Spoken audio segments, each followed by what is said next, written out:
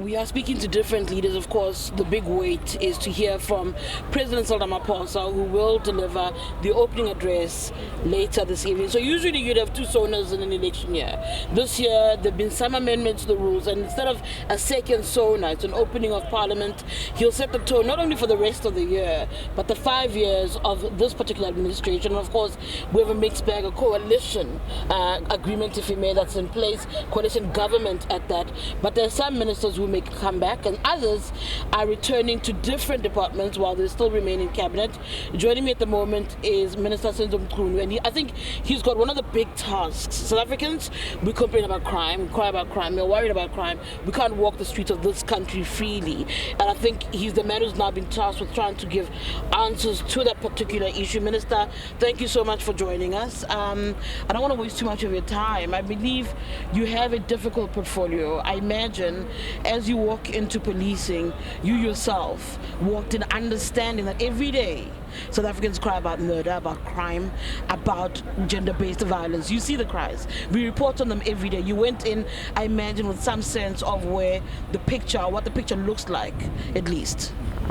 It's not a difficult task, but it is made difficult by criminals in our country. And to an extent, exploiting some of the gaps and some of the weaknesses in terms of policing. But as ordinarily, it's not a difficult task.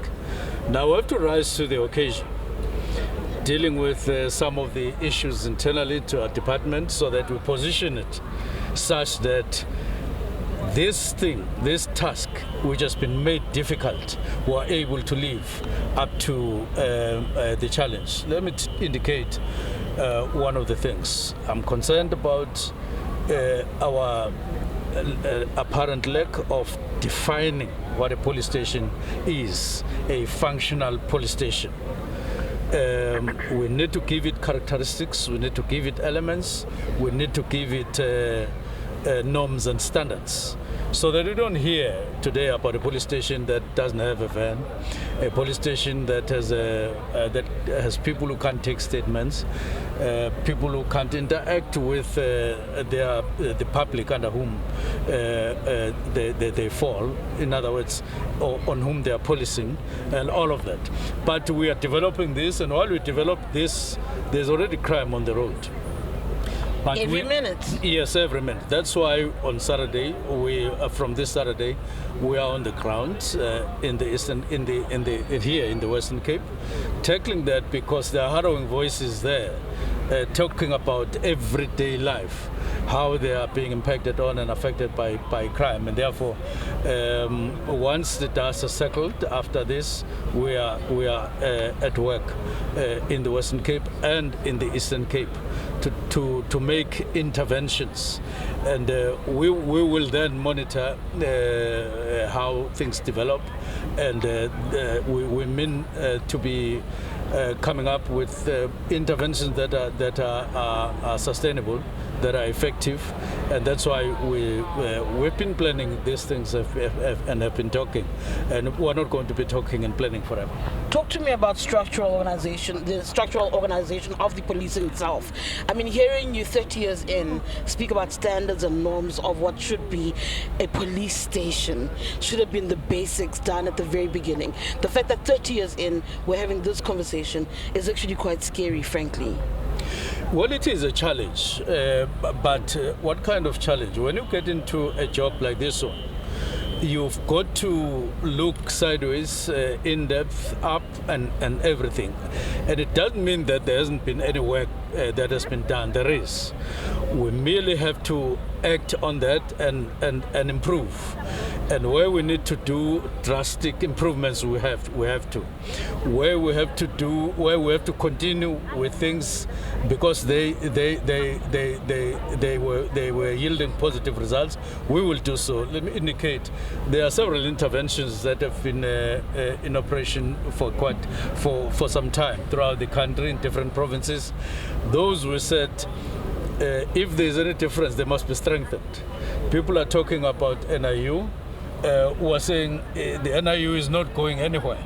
It is going to be there. If anything, we'll double the effort to make it much more powerful, because it's one of the weapons that we have in policing.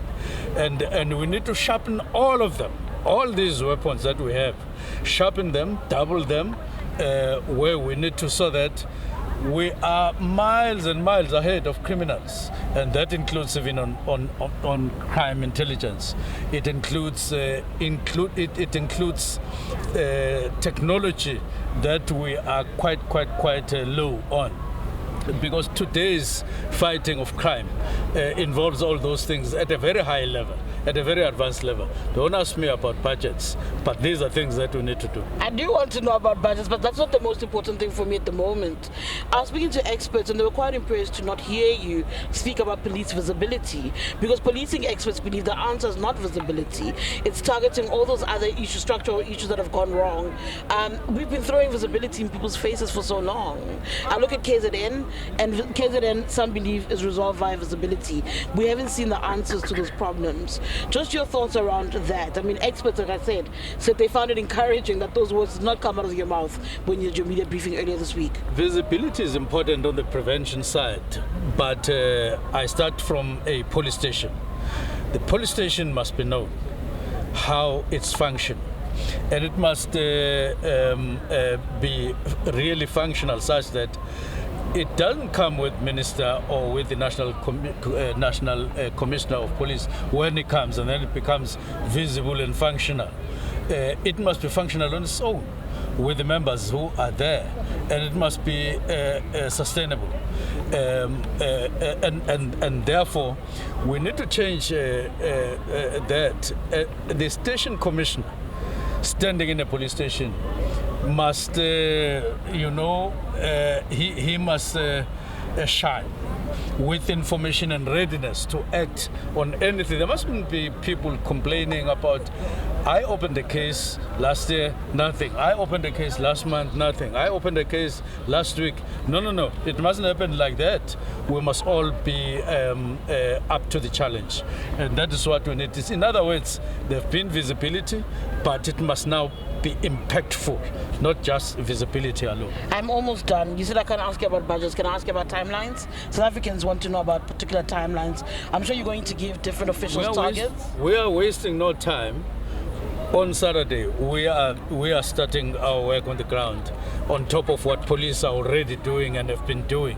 But this will be the first time we are engaging stakeholders here in the city of Cape Town on relevant matters currently, and we're not necessarily just saying what did you say last year or that other day.